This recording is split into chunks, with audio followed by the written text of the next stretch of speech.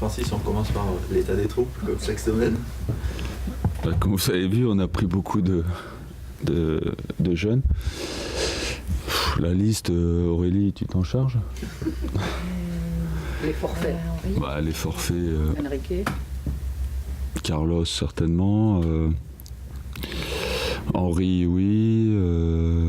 Qui a Jérémy Bréchet, oui. Guillaume, oui, évidemment. Juste, qui s'entraîne qu'une fois, qui a très mal, donc à voir. Après, Kevin qui reprend, mais qui peut pas être dans le groupe encore. Et puis après, je sais plus. Landry? Non, ça va. C'est encore difficile pour préparer un match, notamment offensivement.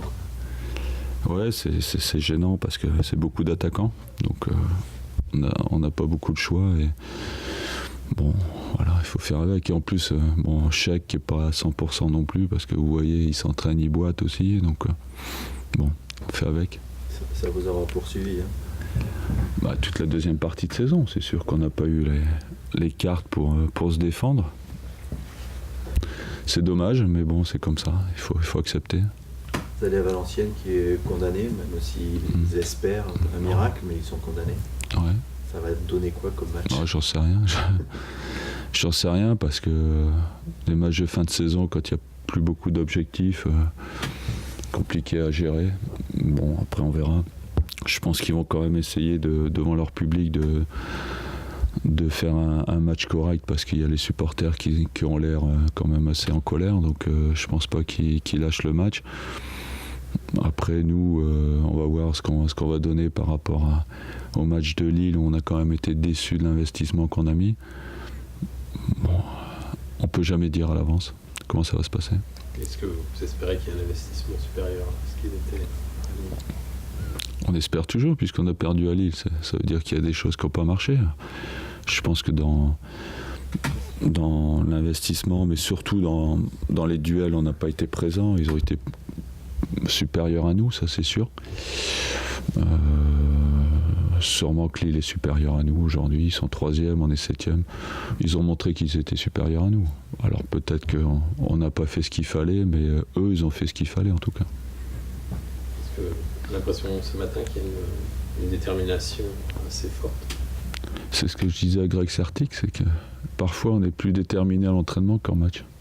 Et ça, j'ai jamais compris pourquoi, mais je demandais à Greg, il n'a pas pu me répondre non plus. C'est ce que vous disiez là. Ouais. C'est quand même incroyable, le match, c'est quand même... On s'entraîne pour être bon le samedi ou le dimanche. Voilà, c'est comme ça. C'est encore un des paradoxes du football. Il y a moins de crainte peut-être à l'entraînement que sur un match où si on fait une erreur, ça peut... Non, mais je parle dans les duels. Je veux dire, il y a plus de duels quand on fait des jeux d'entraînement qu'en match parfois où on perd trop facilement le ballon. Donc là, on se bat un peu plus. Je sais pas pourquoi. Peut-être la présence des jeunes? Non, parce que c'était mardi ou mercredi, c'était pareil. J'avais fait le même constat. Donc...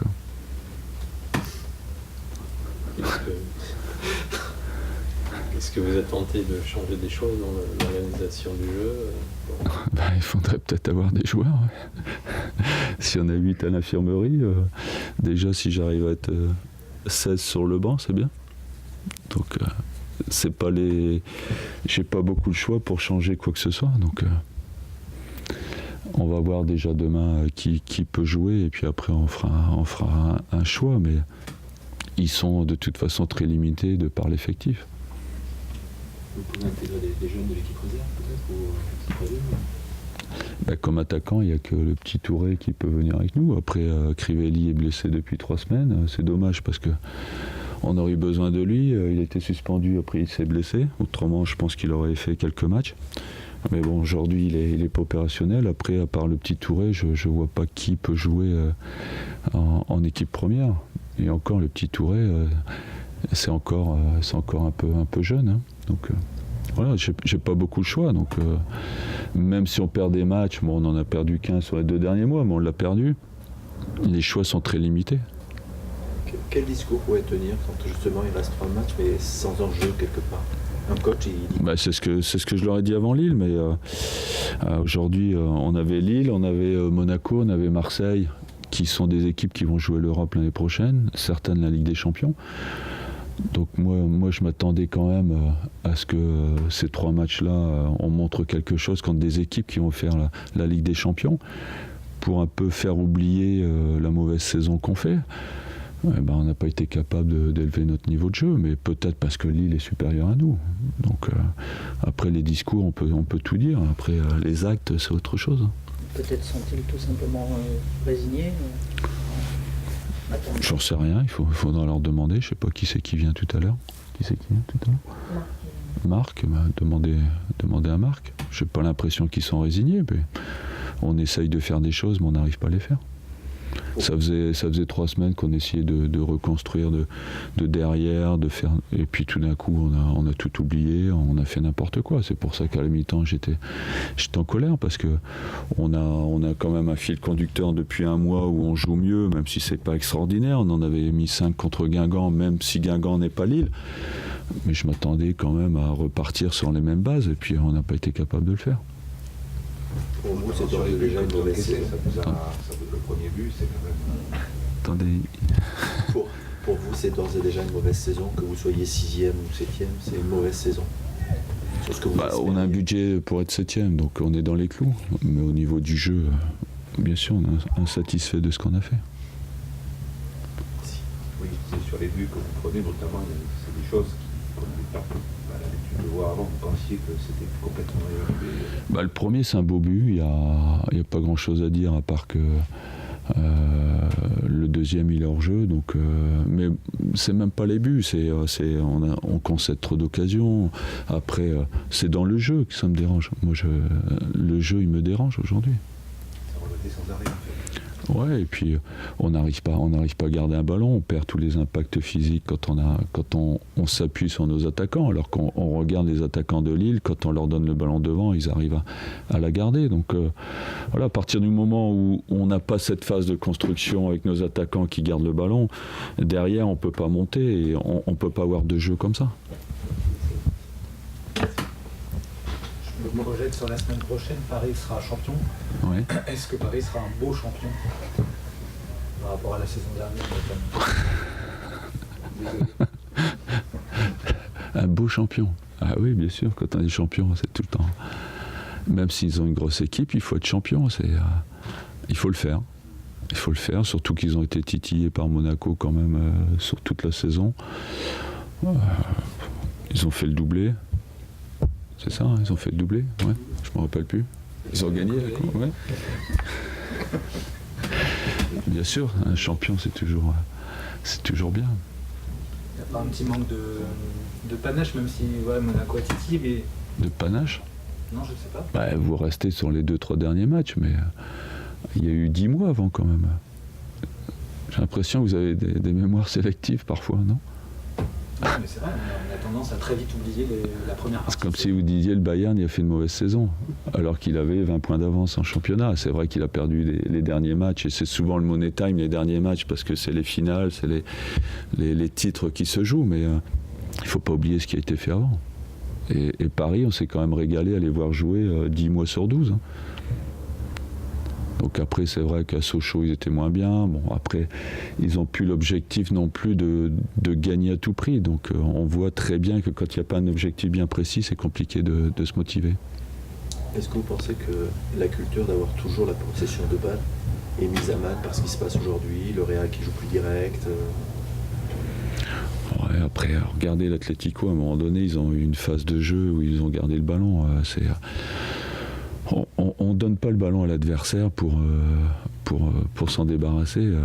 Donc, moi, j'ai du mal à comprendre toute cette polémique de quand on a le ballon, on essaye de la garder. Après, c'est vrai que les dernières passes, elles se font souvent sur la profondeur si on va aller sur un jeu direct, et plus latéral si on veut pas. Mais après, on voit des équipes comme l'Atlético, on dit c'est une équipe physique, mais moi j'ai vu des phases de jeu de l'Atlético où ils ont été capables de la garder aussi.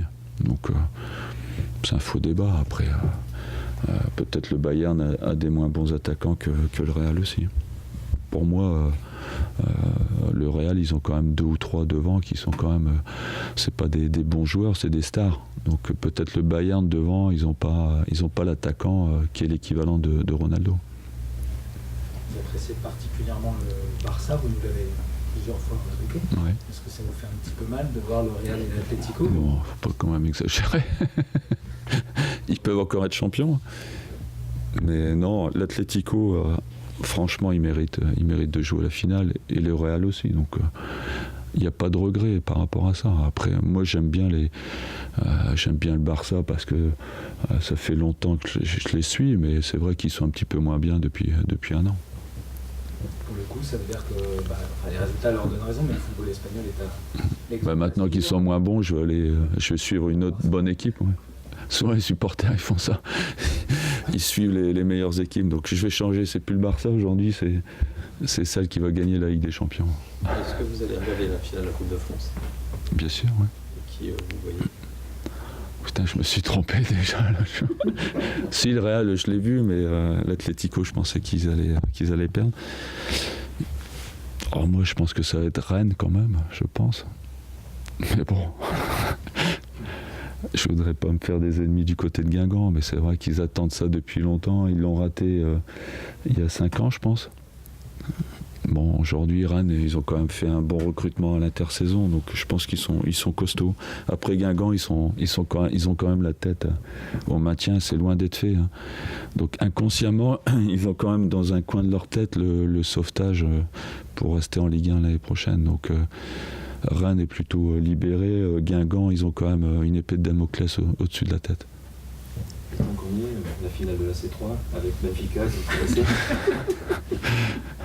Choisi complet. Hier, Séville, ils sont passés in extremis.